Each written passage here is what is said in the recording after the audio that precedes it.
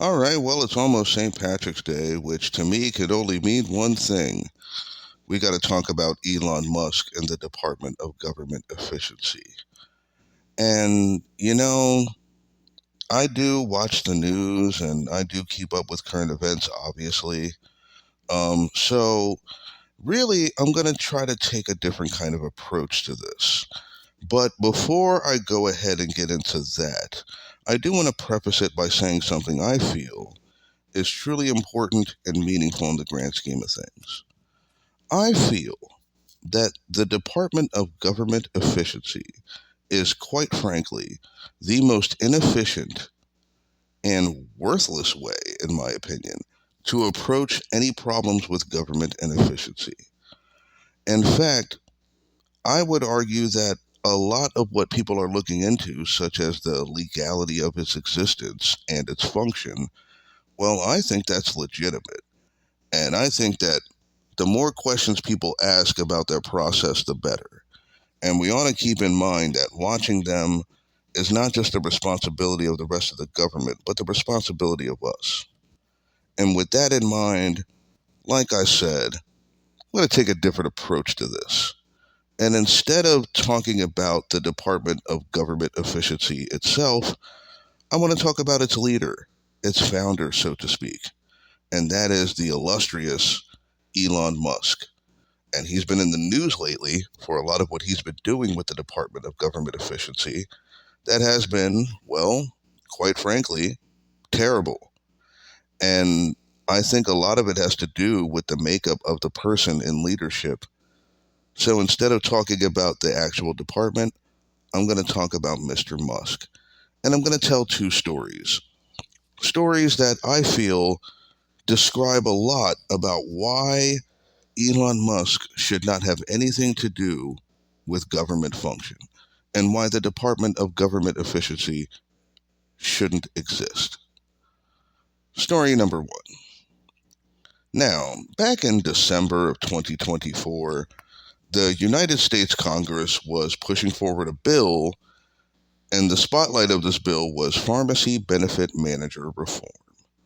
Now, if you are not familiar with pharmacy benefit managers, basically, when you go to the pharmacist and you see the business cards or the flyers next to the register that talk about saving money on prescription costs, well, those are pharmacy benefit managers, kind of liaisons between medical insurance companies and pharmacies in order to regulate prescription costs. Now, mind you, I did not just say lower prescription costs, I said regulate.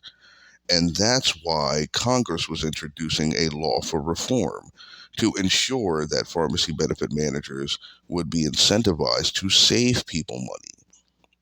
Now, with that being said, once the word got out, and this is around December 17th, 2024, Elon Musk goes on an epic rant of the website in which he bought the social media site, and he rants about how pharmacy benefit manager reform is bad. And suddenly, even though this had bipartisan support to the tune of 435 representatives backing this, it somehow got postponed, and then the vote was canceled, so it didn't even make it out of the House of Representatives. Now, that's not too big of a deal. The kind of thing happens with rich people. They influence government function, but herein lay the rub. 5 days after the bill was canceled, the vote was canceled for the bill. Elon Musk, from his own website and of his own accord, tweeted, quote, "What is a, quote unquote, pharmacy benefit manager, question mark." And anybody with any amount of sense realizes that that tweet was in earnest.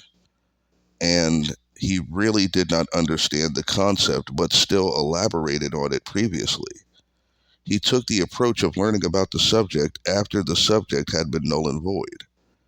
And that was a government function that's essential because I know a lot of you out there absolutely understand that prescription drug costs are just way too high. And he killed it without understanding its parameters. That's story number one. Story number two, and this incidentally comes from Elon Musk's own biography. I got this from Some More News, and you can check them out. They have a great video about Elon Musk himself, and they reveal this concept probably better than I will, but let's give it a try. So, Elon Musk, being the epic gamer he believes himself to be, and yes, that is also true, you can look it up, he goes to a poker tournament, and he buys his chips, he sits down at a table, and while there are other people around the table that are obvious poker enthusiasts, people who can calculate odds, and people who play the game really, really well, Elon Musk just proceeds to go all in with every hand he plays. He loses quite a bit, and he keeps rebuying chips because he's the wealthiest man in the world. So he buys more chips, sits back down, and does this several times. And then, in one instance, he goes all in and he wins. Then he says, "All right then, I'm done." And that, to me, explains a lot about Elon Musk's approach to problem solving. That to him, there was more of a benefit to lose over and over again, establish a display of dominance in one instance, and then quit. Not pursue this idea to its proper destination, or even trying to master the craft, just merely, in a way, trying to stoke his ego. And that's in his own biography. And that's what this is really all about. You see, I don't have a problem with new government departments. I don't even really have a problem with the way this administration is trying to approach the problems with our government. The problem is that I feel like they have the wrong people to do it. And if I'm saying anything, the theme of this video is that Elon Musk is absolutely the wrong person to take on this role. Look, alls I know about the Department of Government Efficiency and Elon Musk and how government functions is that one side knows absolutely nothing about the other. And bear in mind that the government's job, the federal government's job, outside of the Department of Government Efficiency, is to know things. And if they don't know a lot, that's problematic because they have too much power as of now. And as I said, the person in charge shouldn't be in charge. So, that's the episode. I hope you have a fantastic St. Patrick's Day. Don't forget to like and subscribe and leave a comment because I'm always open to starting a conversation, especially about this.